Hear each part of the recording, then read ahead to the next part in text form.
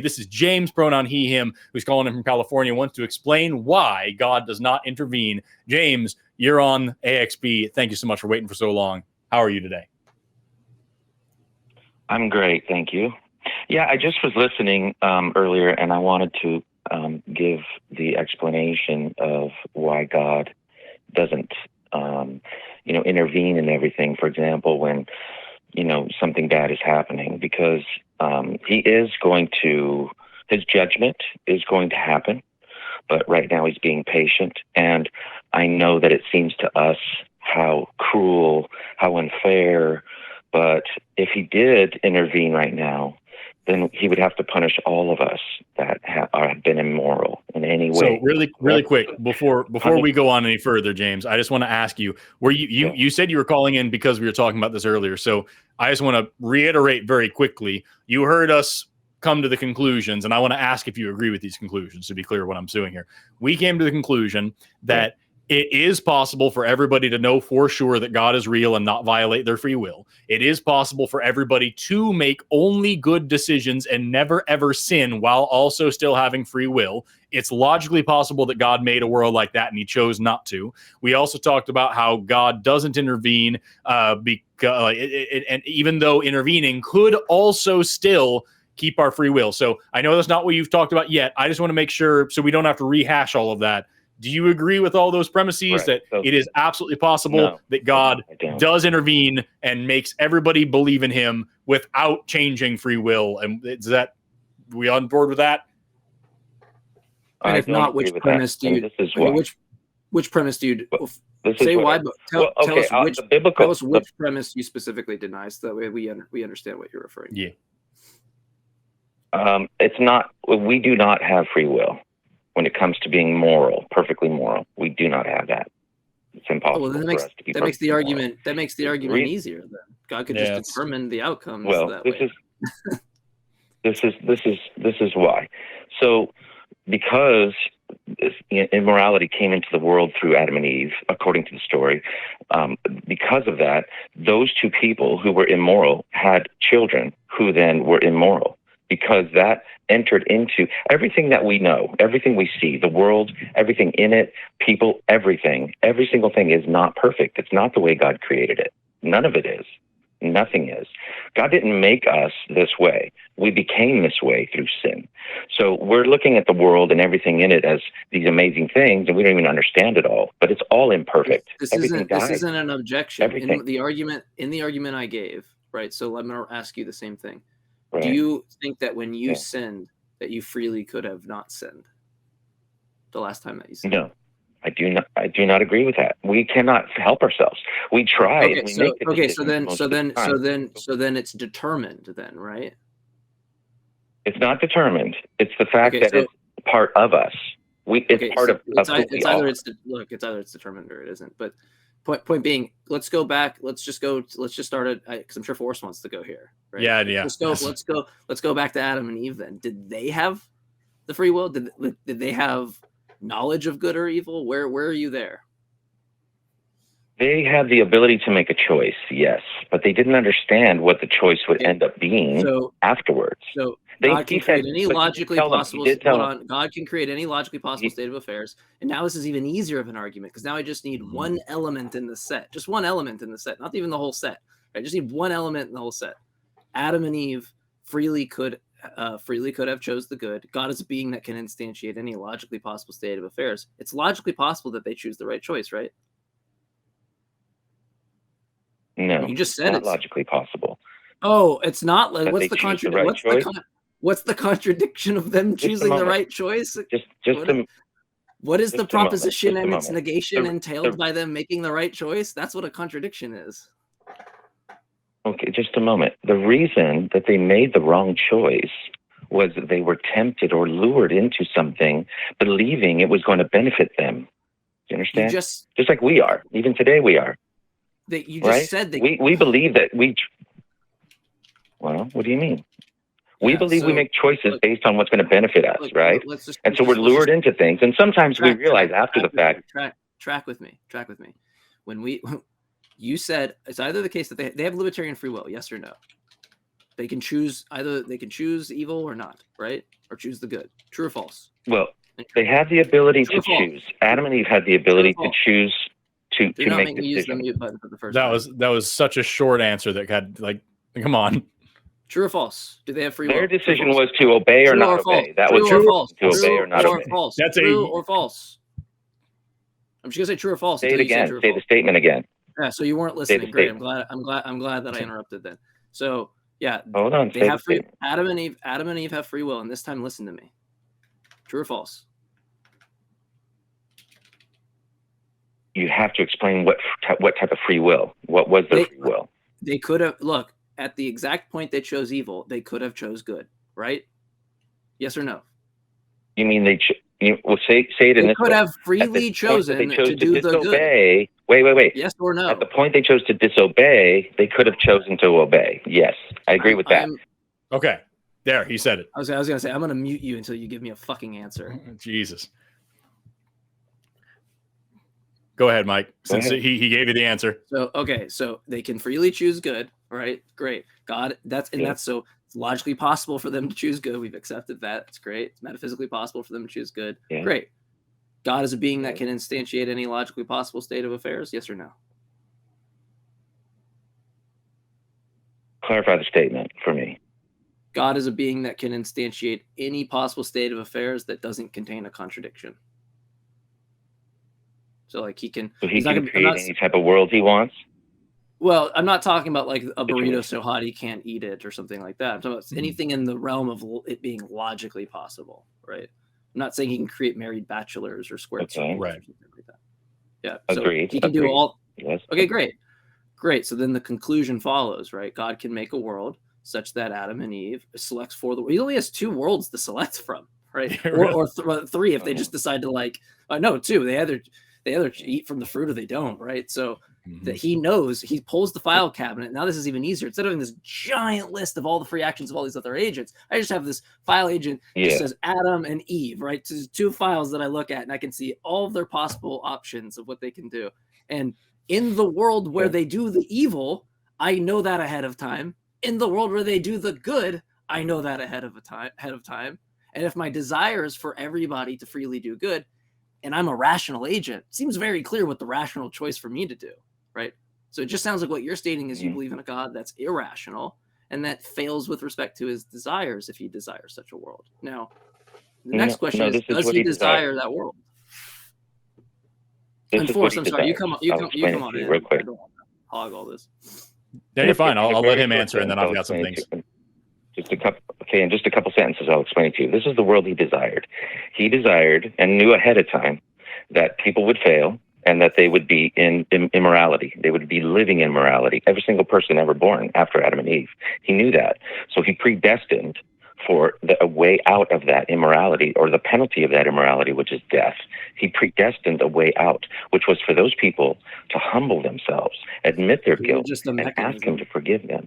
That's no. This is the exact. You're just a tool. You're just a tool for the end. Then you're just a tool for the end, right? You're just a mechanism. Not a tool. No. Yes, it's no different. No, look, it's no different than me pressing a button on the computer. The end result that I want is the screen to come on. You are just like the inner working of the computer. No, because this is what he's going to get.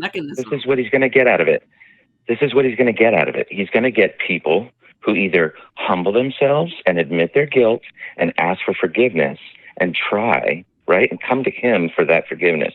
Or he's going to get people who recognize their guilt or their immorality, and they're going to deny him and push him away and shun him. Those are the wheat and the tares. He's letting them all grow. He's letting them all grow up together. This is what's happening. We're all growing up together. We live together. Some of us are shunning him, and others are admitting that we're guilty. We're humble ourselves, and we come to him and say, forgive me. I've put you on mute. I typically don't do this, but how in the hell is this an objection to anything that we've said at all? This is just you're preaching and you're just saying terrible things. Like, what an asshole. If anything you're saying is true, what an asshole this God is. I'm sorry, you haven't addressed anything that J. Mike said. I have a list of notes here about everything you've been saying that I would like to address. But let's bring him back. Let's make sure he can. Is he unmuted yet? Oh, he's unmuted. Yeah, he's unmuted. Okay. just like what you're saying at this point here, James, I just want to make sure that you're understanding is like, yeah, well, God made the world this way because he wants these things to happen. He wants us to do bad things. He wanted Adam and Eve. He doesn't want them to happen. No. That's insane. Then that's insane, James. Wrong. Because what J. Mike just explained to you was that God logically could have made a world where Adam and Eve didn't sin.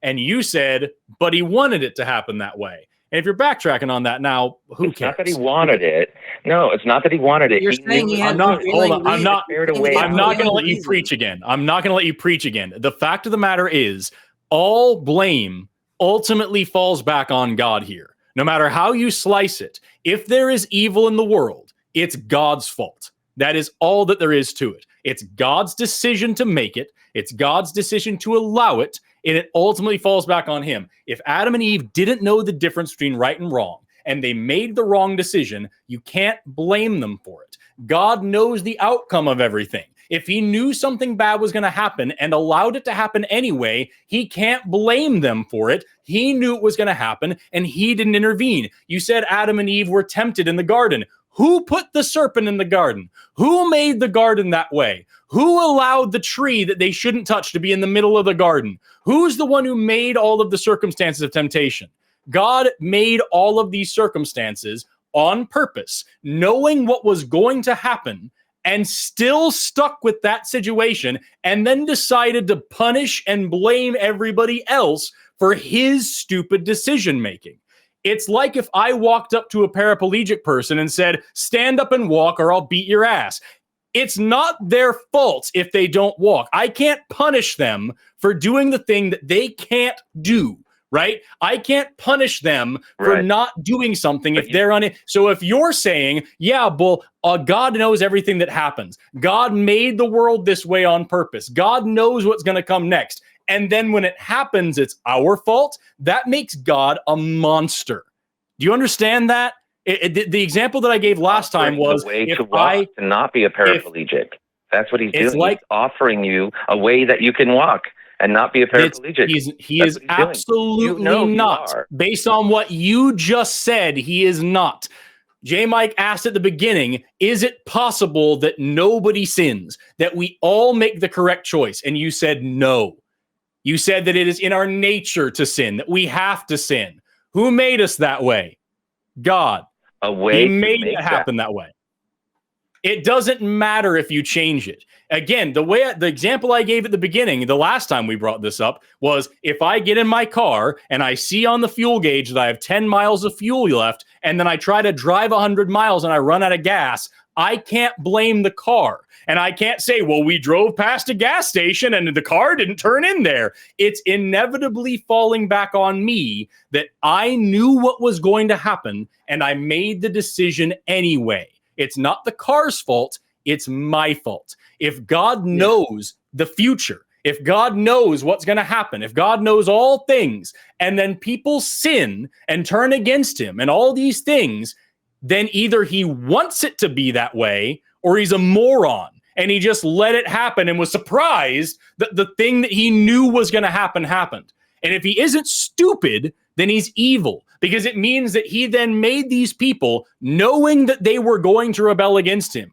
knowing that they were going to live in sin and die in sin, and he made them anyway, which means he made those people in order for them to go to hell. Hell must have been the purpose, the intention at the end of it, and that is monstrous. There is no way you can slice this, given your parameters, or really any parameters, given that God is all-knowing and all-powerful, to say that God is not either stupid or evil, or like both. Thinking the guy that throws the grenade such that it creates a hero to jump on top of it. Exactly. Right? Like, oh, well, we wouldn't have, like the circumstances of the grenade being thrown is direct, is not something that you turn back and go, well, we wouldn't have had a hero, right? The same thing with like, oh, it's really good that a bunch of people were oppressed and we had to, have a civil rights movement, but it's a really because then we have Martin Luther King. Yeah, yes. Because then now we have these.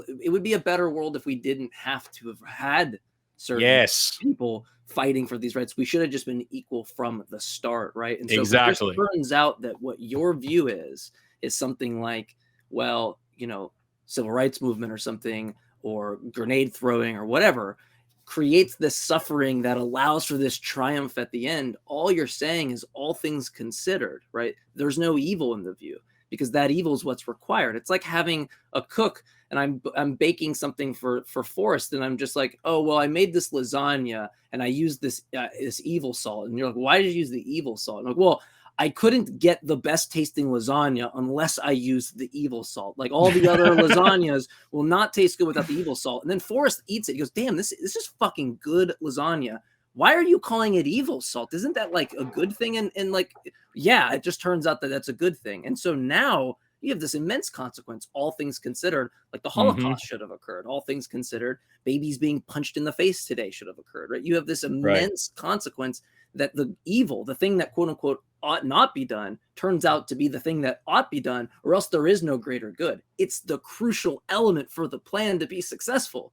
There's no evil in your worldview. And by the way, if there's no evil in your worldview, if there's nothing that ought not be done in your worldview, and sin is supposed to be something that ought not be done, well, then there's no sin in your worldview. If there's no, it just turns out that you're just making these like really weird claims and calling them sin. There's no sin in your worldview. There's no original sin. If there's no original sin, then Jesus's atonement is vacuous. And if Jesus's atonement is vacuous, then Christianity is false. So I don't think that is the bullet you want to bite, where it turns out that there's nothing that ought not be done, because sin becomes vacuous and Jesus's death is meaningless. Like I said a minute ago, man, there's no way you can possibly slice this where God is neither stupid, evil, or both. Am I muted? No, you're not. Am I muted? No, you can cut in at any time. I don't agree with what you were saying regarding no sin and Christ's death was pointless. Here's the thing. I can't blame you for something I did. I'm not going to blame you for my wrongdoings, and you can't blame me for your wrongdoings. We are all accountable for our own things, right? So you're blaming God for something a person did, people did. How can you blame someone else for something that someone else did? You just said it was part of his plan. You just a minute ago said that it was part of the plan. Wait. No, I didn't say. Stop. I didn't say it was part of the plan. I said he knew it would happen.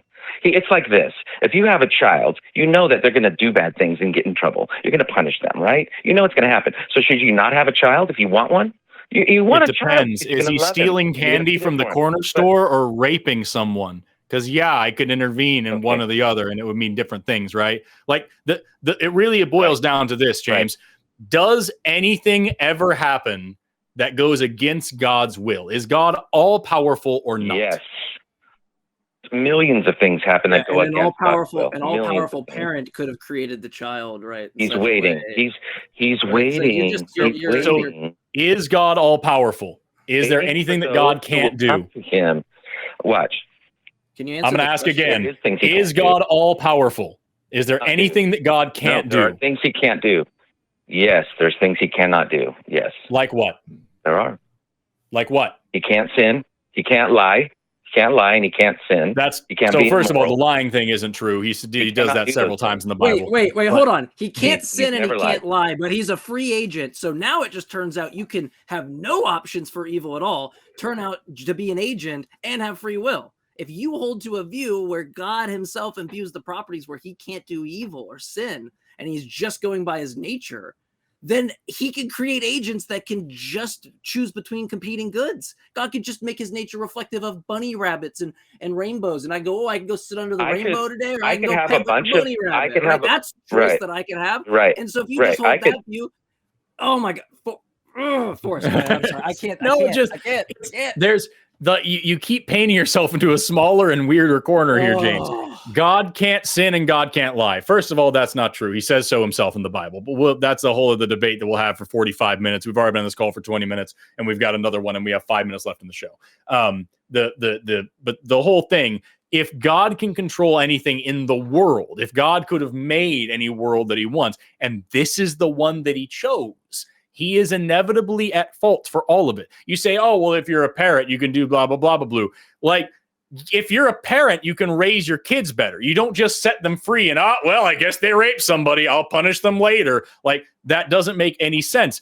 If this is all part of the plan, I guess this is the question, is is all of the sin and bad things that happen in the world part of God's plan? Because what you've said a few times is that God doesn't want to make slaves and robots. He wants us all to come to him freely and admit that we're sinful and everything. So then that logically follows. It seems that you're saying that all the sin and evil and bad shit that humans do in the world is a necessary part of God's overall plan of people coming to him and loving him and all this stuff. Is that where we're at? Like, am I understanding that at least? It's not necessary. It is happening. By people. So then he could have done it otherwise and he didn't. So it falls right back to what I was saying a minute ago. Sin isn't necessary. He just chose it on purpose. He didn't have to have a world where 25 to 30,000 people starve to death every single day. 1,000 people an hour starve to death right now. That's a real statistic. God didn't need that world, but he was like, you know, it would be really fucking cool if a bunch of these stupid apes that I made starved to death. If they all died in one of the most painful ways possible for no reason at all, and then also most of them that do so will be praying to the wrong God when they do it, so I get to burn them forever.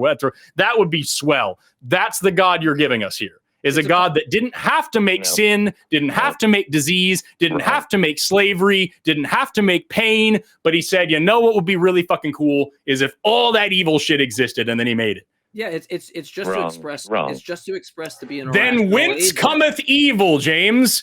If God didn't make sin, then where does it come from? If sin isn't necessary, then why is there pain and suffering and disease and slavery and starvation in the world? Why is it here? Why? Yeah. Why does it? Why is there bad things? Why do people starve to death? Why do kids get cancer? Why is AIDS a thing? I'll tell you why. Just a moment. Because people make decisions based on their own desires. What decision did somebody made? Stop. Nope. I'm not letting you finish that sentence, bro. I am not letting you finish that sentence. What decision did somebody make that led to pediatric cancer? Oh, that's the sinful nature, that the entropy entered into the world. Everything's dying in different ways. We all die. Fuck's sake. And we're right back at the beginning where God didn't need sin. We're right back to where we were 10 minutes ago, where we said, did God need to make sin? And you said, no, sin isn't necessary. God could have made a world where Adam and Eve didn't sin, but he wanted people to come to himself willingly. We're back in a loop where we put the blame back on God.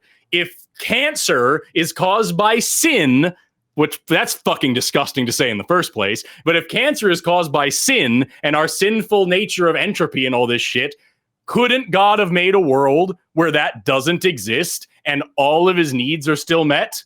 Yeah, you're literally saying like God couldn't have gone, okay, baby cancer. Maybe I can cross that one off. Yeah, baby cancer or no baby cancer. I'm going to go with baby cancer. Baby cancer is the way I want to do it. What a dick. Like, why is that who you're worshiping? To give them eternal life. God has the power to give those babies eternal life in the new world, on the new earth. Here's the crux of the issue. That's the part you're missing. So then, are you willing to say, James, perfectly? Are you willing to say, if this life doesn't matter and we have the power, God has the power to give us eternal life? Everything matters. Everything matters. Okay, so those babies dying of cancer, not that big of a deal because they get eternity in heaven, right? No, it's not a big deal. It's a big deal. It's a big deal. It's a huge deal, but God will correct it. He has the power to do that. Yeah, this is what you said. That's what you said. When everything will be corrected perfectly. No, stop. This is what you said with this bullshit, because your whole thing is like, you came in, this is why God doesn't intervene, and that's what the call screener has. You came in, you said the same thing, is that he'll punish you later. Okay, if you hold some view where you think, in the case that I gave, where the bystander has the ability to stop the person being essayed, and they go, you know what? I'll wait. I'll let you do it. I'll wait for you to come around the block, and then I'll punch you in the face, or I'll take you to jail. Did they do a good thing? What was the good? What would be the better thing? For them to stop them right away, or would the better thing, let me wait and I'll punish you afterwards? Which one's better in your view? Don't give me a big story. Tell me directly which one is. Don't give me a big story. Tell me directly which one is. Anticipate you're going to do the dodging move that you do. Will be served. Play first baseman for the and LA life Dodgers. Will be granted to those who. Do you understand? Perfect so will be served. Perfect justice. It will be served. Perfect will justice be for those who are wicked and evil and want to rape. So the other ones. So to answer directly, the other one's better where you wait and punch that person after they essayed them. That's better. I'm asking about this specific example. I see somebody essaying somebody. I could stop them. No. For fuck's sake, listen to me. Yeah. Do not. This is why I'm anticipating this. I'll answer it right now. I already know the answer. I'm muting you right now. You're gonna fucking listen, right? So, I asked you in this scenario where I come up to somebody and I see somebody essaying somebody, and I go, you know what? I have the ability to stop. It's in my power. I can stop this. I can do it easily, like that. Nope. I'm gonna walk down the street. I'll wait for them to do it. I'll wait for them to get what they want out of it. Then I'll punish them. Right? Then I'll do whatever to them. Now, you tell me which one is better. The first one, we'll label it. 1 is for the one where I intervene and stop them and prevent them from doing it.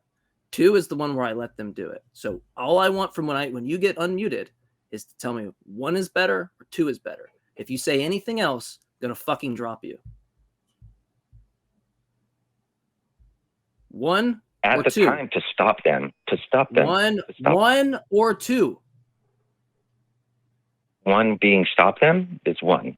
1 being stop them and prevent it from happening. That's what 2, let it happen. Okay, great. So we don't want to. Third option. There's a third option. No, there's not. No, it's either I prevent it or I don't prevent it in my power. That's a true dichotomy. Learn basic logic, right? It's not my problem. I'm not here to educate you or give you a lecture on basic logic. You have to go do that yourself. So I'm not gonna do that for you.